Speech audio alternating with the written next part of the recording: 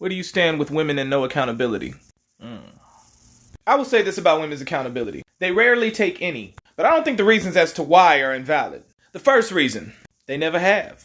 This society for the last 50 to 60 years has been structured in such a fashion that women succeed and men fail. It has been molded to render men useless in their social and intimate lives. How did they do that, you ask? Well, with the assistance of the wealthy and rich, those who govern set up a paradigm such that women were enabled to compete with men on the very basis of those things that women were attracted to men for. Approximately a century ago, the question was, should women be able to work outside the home? It was voted on and affirmed. What was the fallout of that decision? Well, women were able to leave the house and pursue independence. But if you would ask the question today, are women actually happy with working? Regardless of the multiple yeses that you would receive from women in order to retain their independence, if you look at them, in all actuality, you would probably render that the answer is no. Most women that are close to the age in which their childbearing years are on the verge of being depleted really don't want to work anymore, and they're really more interested in family life. That's why when most men meet women in their 30s, they're usually interested in going twice as fast as the men wanted to go in their 20s. She feels like at that point men are playing games, same way we felt in our 20s. The reason she feels like that is because now she's ready to settle down and have a family.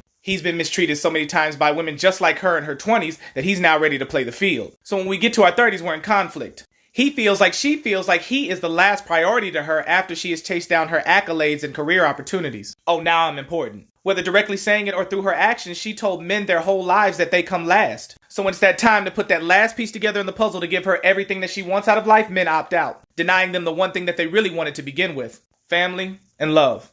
He was ready to give that to her and be with her all the way to the end, but feminism, women in her life, and even homosexual men told her that men are not the prize. So the last thing she'll do is blame the very ones that claim they love her for the teachings that rendered her life solitary. She'll never go back and confront those demons and ask those people, why did you tell me that the thing that I really would want later on in life would be a family, and that the man, which is key to that family, was not important? Because the only people she would ask is other women. And since those women are generally single themselves and misery loves company, she has no other way to learn exactly what a man wants to be able to add that last piece to her puzzle. Save, go to the men of which she has learned her whole life are the problem. But fathers aren't off the hook in this case either. Many fathers tend to spoil their daughters such that they become undateable and poor companions. Give your daughter everything and tell her yes, and every man thereafter must be able to meet that same bar. Many men try to as a courtesy, but the moment they assert themselves, the daughter looks at it as abuse because she's never encountered that before. Just ask any man, how did the last woman handle the word no?